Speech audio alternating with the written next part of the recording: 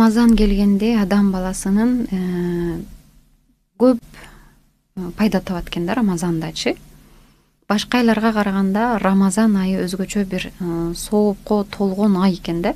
Биринчиси бул ички дүйнөнүн тазалыгы.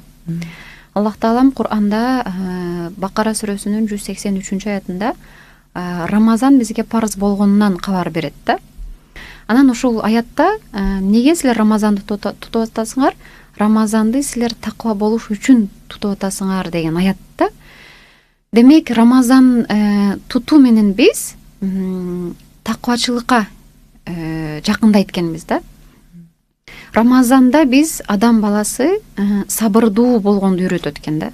Ошол бир күн бою жегениңен, ичкениңен тыйылып күтөт экенсиң да, бир 15-16 саат күтүп, мына 2 мүнөт, 3 мүнөт калды дегенде ооз ачам деп биз сабыр кылганды үйрөтөт экен да Аллах Таала бизге.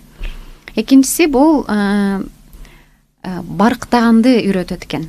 Ошол Рамазан адам баласына бир нерсени барктаганды үйрөтөт экен. Ал дегени күнүмдүк эле нан, күнүмдүк эле суу. Буларды ооз ачык мезгилде карабайбыз эле, жебейбиз деле да. Негедир Рамазан айы ифтар болгондо ошол суу менен нан ушунчалык бир даамдуу, таттуу келет. Демек ошол нандын дагы, суунун дагы кадырын барктап Рамазан айы бизге ошону үйрөтөт экен да. Кийинкиси бул таквачылыкка өндөйт. Ошол адам баласы сабырдуу болсо, барктаганды үйрөнсө, Рамазан ичи ибадаттарды аткарып, жаман жоруктарынан тыйылып, Аллах Тааланын буйруктарын ордунда аткара алса, демек ал Аллах Таалам Бакара сүрөсүнүн 183-аятында айтылгандай эле таква боло алат экен да демек. Рамазан тутуу менен адам баласы болуп көрбөгөндөй өзгөрөт да. Мисалы арабызда жолук салынбагандар, башка 5 вакыт намаздарды окубайт, бирок Рамазан айы келгенде Рамазан айын тутушат да. Анын ичинде тарайх намазын кызык окугандар да бар экен да.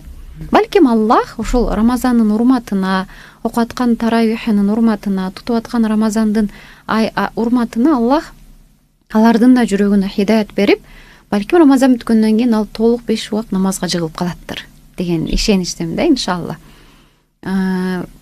Бул эми баягы ички дүйнөсүнүн, жан дүйнөбүздүн оңолушубуз, тазаланышыбыз жөнүндө болуп атат. Ал эми ден соолукка пайдасы өтө эле көп болсо керек. Муну устаздар, аалымдар, докторлор аябай көп пайдаларын айтып келатат да. Кече мен жакында бир китептен окуп калдым. Рамазан айында ачка жүргөн адамдын жүрөгүнүн дүкүлдөгөнү ушунчалык бат кубаттуу болуп мындай иштеп баштайт экен да, башка айларга караганда.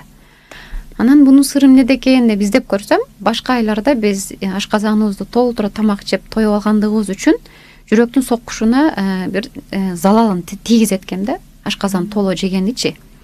Ал эми Рамазан айында болсо ашказан бошонуп калгандыгы үчүн жүрөктүн соккуну кубаттуу болуп, анан бат согуп баштайт экен да. Машалла. Демек Рамазан айы бул бир эле адам баласынын жан дүйнөсүн тартипке салбастан, бул адам баласынын ден соолугун да кам көрүп атат да.